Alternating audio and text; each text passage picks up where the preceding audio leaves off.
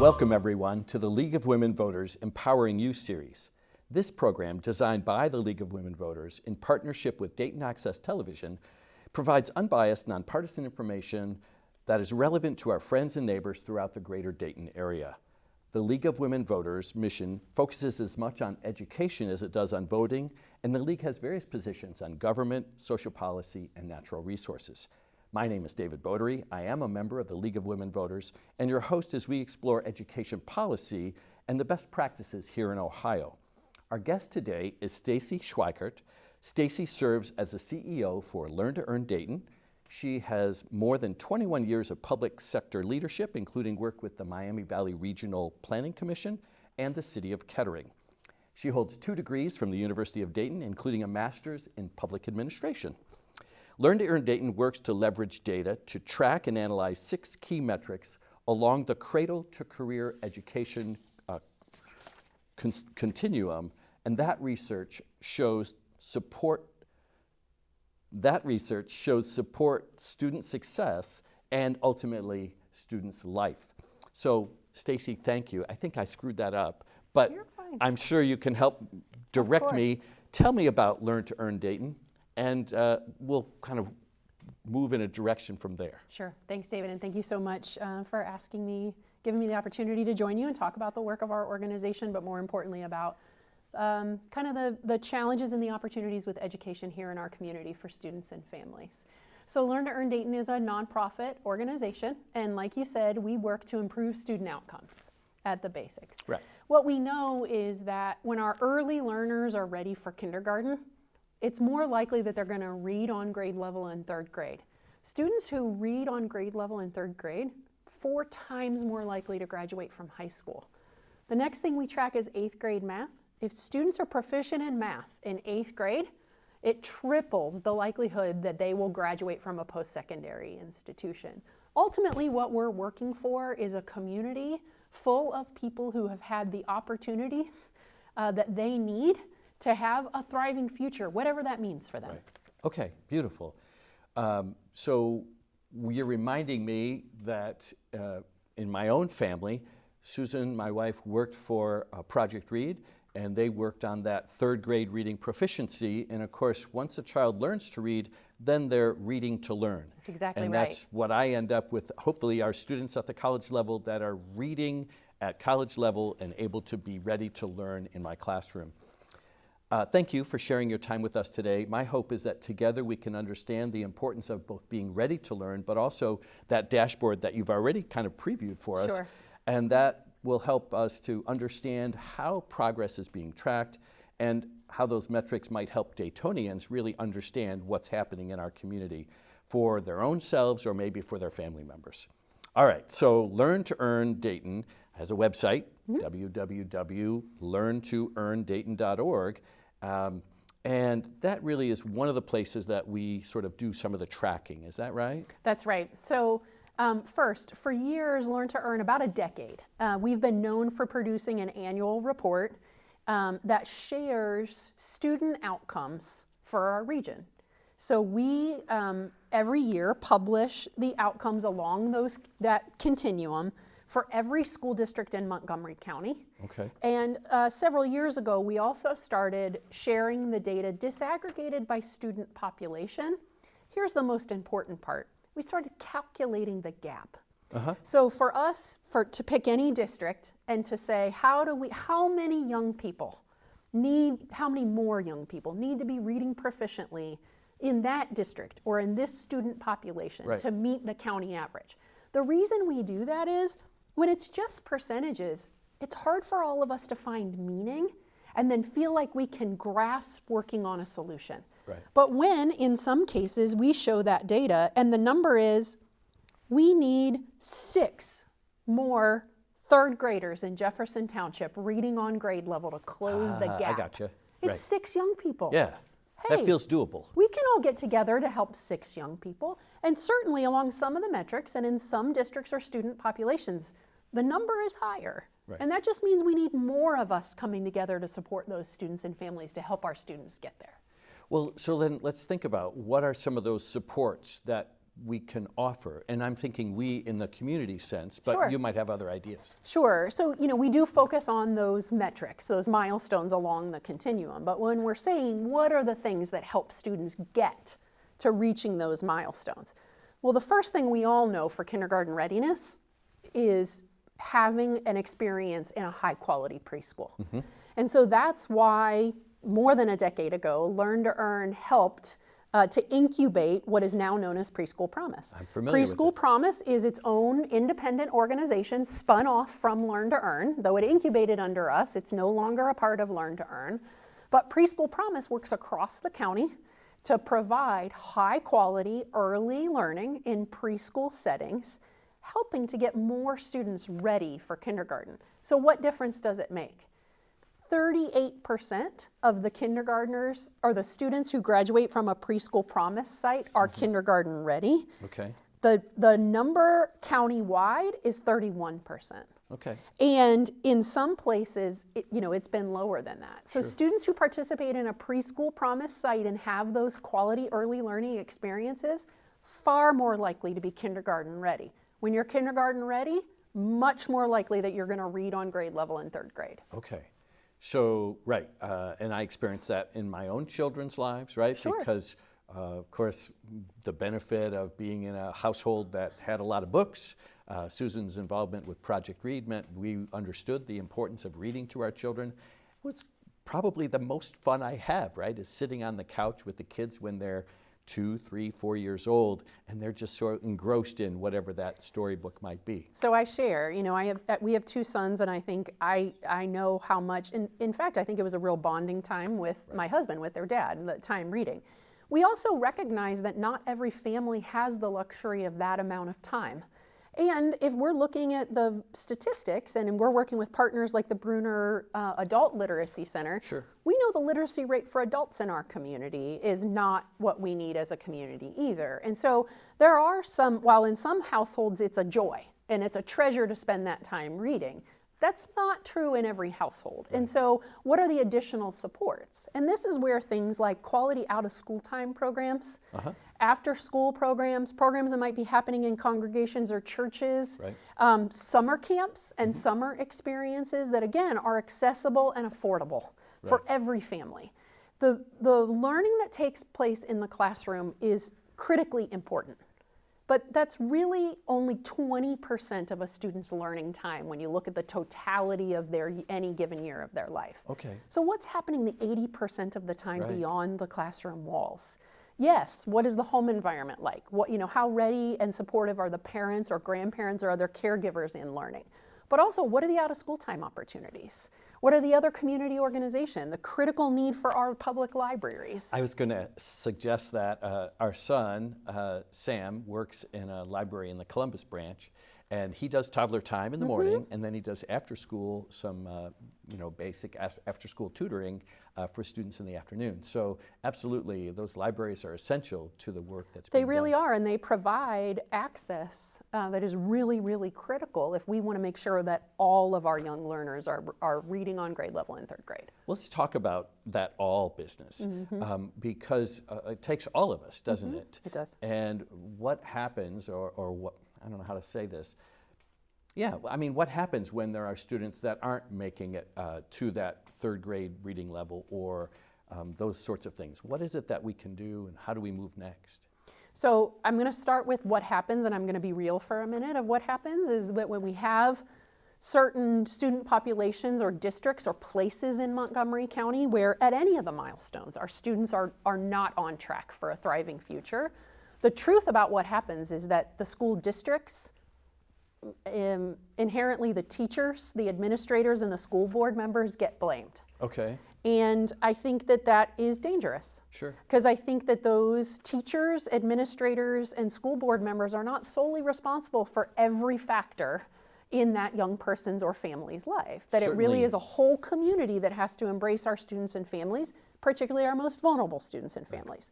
Now, there are things we advocate a lot on the policy level for things that will set everyone up for success. So here's a great example. In the last couple of years, we've been huge supporters of the adoption of the science of reading. Science of reading, really, when people ask me, what's all this science of reading stuff? David, it's how you and I learned how to read. It's phonetics. It's knowing the sounds that the letters make, Right. and then the sounds that happen when you combine letters, Right. and then being able to put all of those things together, and then learning vocabulary and context. It's very much the way we learn to read. The predominant method for literacy instruction changed after we came through school. Over a period of time, the states who adopted that other method, we haven't seen the results for literacy. So we've been huge supporters, both locally and at the state level, of the adoption of the science of reading as the foundational method for literacy instruction. That means our districts using the science of reading, but it also means we really fought hard at the state level for higher education institutions. They're now required to teach their future teachers Right. literacy instruction grounded in the science of reading. And really what you're saying is it's grounded in the data of what works. Absolutely. And how do we know it works? We know it works because about 5 years ago, the state of Mississippi did the same thing. Right. They changed to mandate the basis of literacy instruction in the science of reading, and their results skyrocketed in no time. Right. In the districts here that have implemented the science of reading, Northridge is a great example. In Harrison Township, they saw dramatic results. So we know that it is about instructional method. Right. It's about the foundation of what is being taught. It's also about supporting educators to have what they need in all ways to be able to lead our students in the classroom. Right. Thank you. And it reinforces all kinds of conversations that I've had in my own life. Dave Ponence, who was president when I was first hired at Sinclair, he asked me the other day, because he is on it always, he's like, so tell me about what happened in Mississippi. How did they make such good progress? And what are we doing in Ohio? And you've answered that question for Dave Ponence for me. Yes. So I get to look forward to sharing this with Dave, Yeah. and I'm sure he'll have additional questions for me, as Well, he we often had does. some real legislative champions, and I'm really proud to say that they were the legislators from right here in the Dayton area, so everybody should know that they were immensely supportive of getting those elements for both K-12 schools and higher education, so I give them a ton of credit. And I've also said to them, the data that we produce, we're going to have to put an asterisk on the year where the full implementation of science of reading went into place, because we're that confident that the data is going to change. The other piece of the Mississippi Miracle, as it's called, that we are very much anticipating is, just like you said before, David, up until third grade, students are learning to read. Right. After third, fourth grade, students are reading to learn. What happened in Mississippi? Automatically, middle grade math scores went up because the students were able to read to then do better with those math lessons. Right. And so the two things go together, and we're going to see that in Ohio too. We have, arguably, of all of our data, there are two places where learn to earn, we feel, both for here in Montgomery County, but statewide, there are two places where we really need to focus. First is middle grade math. Our students in Montgomery County are really off track for middle grade math. We have districts where less than 10% of the students are proficient in math. Okay. That's not acceptable. And when we're talking about, and our legislators are talking about, and everybody is talking about how important workforce is, we gotta understand that if we're not having students proficient in middle grade math, we're not gonna get the workforce that we need for the kinds of jobs that we're desperately working to attract and to retain here in Ohio. It does matter. Right. So math is one place. The other place is not just post-secondary enrollment, so the percentages of students that are enrolling. Right. It's actually the completion percentage. Right. Our completion percentages, we're losing a lot of students along the way, which means that they're not fully taking advantage of the opportunities that they would have to make the most of what they desire for their future, because they're not completing that associate's degree or credentials. We're still in about the low to mid 50s of the number of adults in Montgomery County that have that degree or credential. And is there a goal that you've got, We do. a marker that you've got as a We goal? do, and it comes from the Lumina Foundation, so it's research-based, and Lumina says that For communities to really have what they need to have a thriving economy, a minimum of 60% of your adult workforce needs to have a recognized credential. That could be military service. It could be an associate's degree. It could be stackable credentials that matter in some of the really important industry sectors that don't necessarily require a 4-year degree. But we're not talking about the minimum threshold of a living wage job. That's not good enough. What we want is real economic mobility and stability so that people can make choices in their life. We want people to have choice-filled lives. And when you're just barely making ends meet, the choices are not all there. Right. I totally see that in my classroom. I see students that start maybe taking my public speaking class or another one of our communication classes, and then I see slowly over time, sometimes they're dropping out, and the reasons are varied, and I'm curious if you've got any research to tell you what are some of those reasons. My experience is that the reasons are, well, I had a conflict because work changed, or I lost my job and now I got to find another job, or maybe my car, right? I got a flat tire and I can't afford to replace the tire, so I keep missing class, and so I just need to drop. I mean, those aren't, to me, satisfying. Like, I want to fix those problems, and yet oftentimes life is getting in the way of our students, especially at the college level, but I suspect even before that. Absolutely before that. And I think the difference is life and the compounding obstacles that many of our students and families face indeed are impacting our students younger. It's that it is then their decision as they're older and in post-secondary. So there's a couple of things. The first is to know that this is not just in Montgomery County and it's not just in Ohio, it's nationwide. And over time, if you look at the cycles where the job market is very strong and jobs are plentiful, and there's a demand for more workforce, the immediate gratification, seizing of opportunity to enter the workforce and earn a living, versus delaying that to work on a degree. When the jobs are plentiful, that's what we see in the data. We see a dip in post-secondary enrollment and completion, and it's at the same time that the jobs are more plentiful.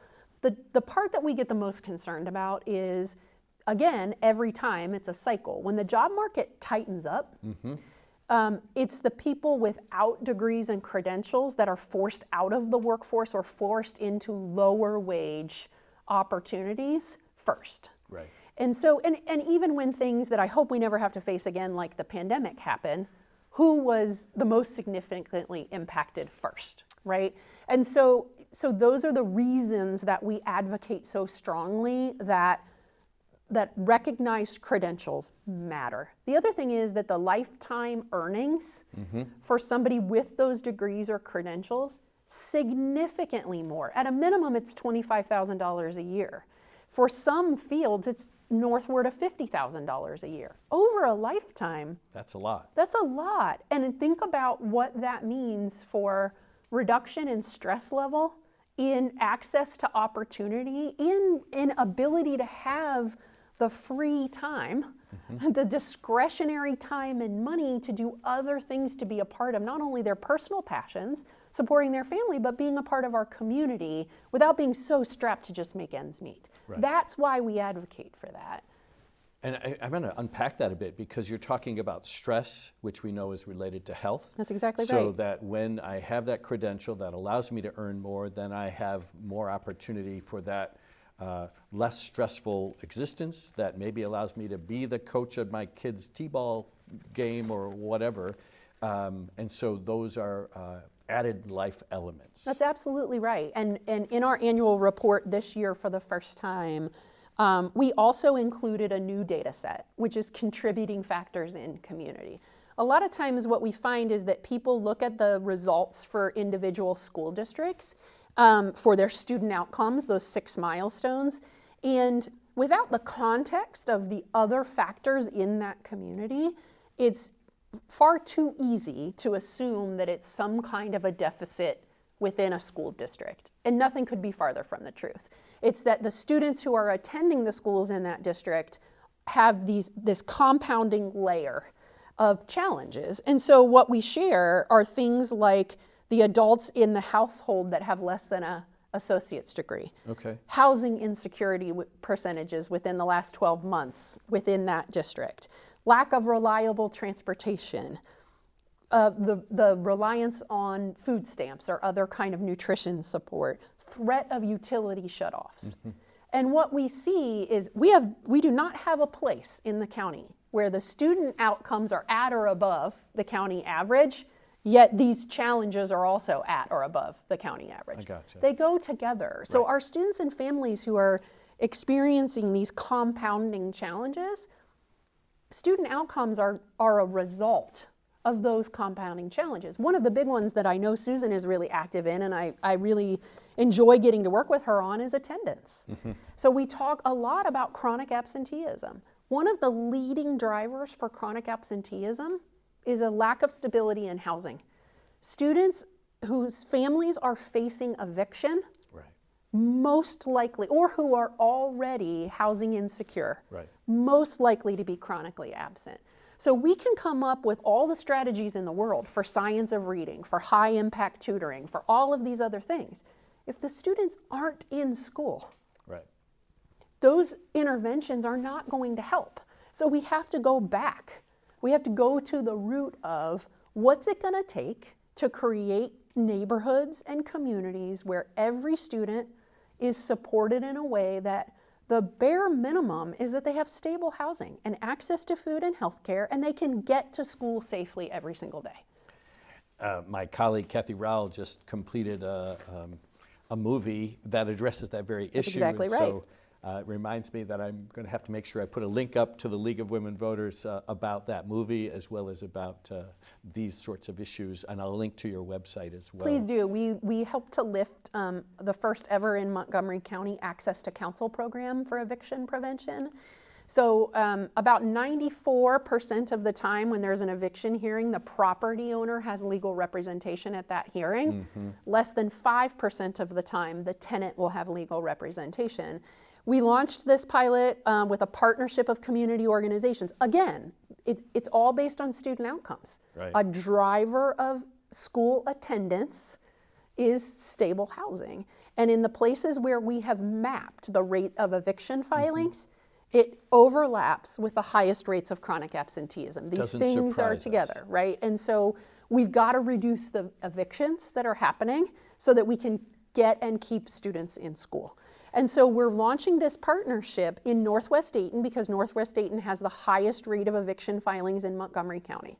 We're aiming to serve 125 families. And what we're finding is the predominant reason, the grounds for eviction, are late fees, not being able to meet late fees that are not in accordance with the lease agreements to begin with. Oh. So we are already preventing evictions for students and families, and now we're talking at the system and policy level, how do we make these kinds of supports permanent? So it reminds me of the conversation that Fred Strayhorn and I had last month about budget and how it's a system. That's right? exactly right. And what you're saying is that education is a system too, and when we have housing insecurity or food insecurity, that's going to affect the outcomes of the educational experience. Well, and the students are not going to learn in the classroom if they aren't there. Absolutely. And so we're digging into those root causes of why are students not attending. Right. And until we equalize the opportunity to get to school safely every day, we're not going to see those student outcomes change. It's unrealistic to think that the outcomes are going to change if we don't have the conditions for students to have stable, safe housing and transportation to get to and from school. Absolutely. So those milestones, I think I probably jumped ahead in my excitement. You've got milestones for early grade outcomes. Yes. That's the third grade reading. Middle and high school outcomes. Post-secondary outcomes. And then those contributing factors that you mentioned. Other things that you want to talk about, maybe related to contributing factors or anything else? Well, I think we talked about chronic absenteeism, and the one thing for everyone to know is that we are seeing very slight improvements in the rates of chronic absenteeism. Chronic absenteeism, the term, means that a student is missing 10% or more of school. If a student is missing 10% or more, they are chronically absent. And over the course of a school year, if a student has a 10% chronic absenteeism rate, they're missing a month of school, right. a month of learning. We have about 60% of our student population is chronically absent. Wow. And so that's at a 10%, but we have some percentages that are significantly higher, that they're missing half of school. And what I want to say to everyone watching is that every single day in school matters, and that's hard. You know, what we had to do in response to the pandemic, in many ways, I think was necessary to protect public health, and also created an understanding that is flawed, that it doesn't matter if you go to school every day. It does matter that you go to school every day, and it matters at every age. One of the most disturbing things we're seeing in the data is that, you know, everybody, I think if I said, which grade levels do you think have the highest rates of absenteeism? I'm going to guess 4th, 5th grade. Oh, that's interesting. Most people say high school, right? Because high school is the time when you're like, yeah, I'm not going, right? The students get less interested in school, and you start to see, historically over time, it's been the older students, middle school and high school. What we're seeing now is the chronic absenteeism rates for kindergartners and first graders are as high as the high school students. That is really concerning to us because, again, they're not going to learn to read if they're not in school. And then you can't learn. And then you are off read track. to learn, right? For students who are not reading on grade level in 3rd grade, catching up is really, really unlikely. And we hate to be that dire about it, but the data tells us it's unlikely. They're going to continue to fall further and further behind. And then as they fall further and further behind, their engagement in school changes, their attendance changes, and also their hope for their own future changes. And we cannot have that for our young people. Absolutely. I want every student that comes into my classroom to become the best version of themselves. And Absolutely. I think that's what all educators want. All right, so we at the League are certainly focused on issues related to government, social policy. As a citizen, is there something that I can do? Is there something I can encourage my League members to do in support of the work that Learn to Earn is involved in? Well, the first thing that I would say is I encourage everyone to thank a teacher. Our educators at all levels, whether it's early learning all the way up to college, have really been put in the line of fire, is what I would say, in recent years of critique and responsibility for what's going on in classrooms and with students. And it's certainly not their sole responsibility. So thank and support a teacher. If a young person that you know or in your family tells you that they think they might want to be a teacher, please do not discourage them.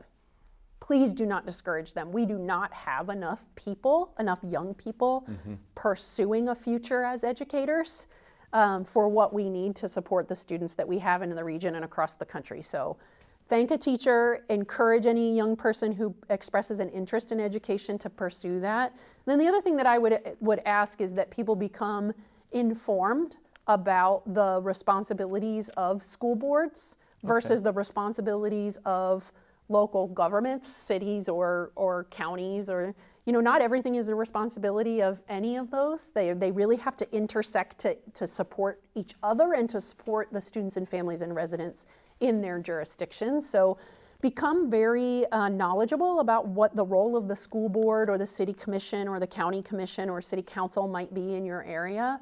And then when there are things that you believe could and should be better for students and families, use your voice and talk to your elected officials. Not only go to the ballot box, but in between elections, go and talk to elected leaders about what you expect and what you think all of our students and families deserve. Awesome. I want to thank our guest, Stacy Schweikart. Stacy serves as the CEO of Learn to Earn Dayton.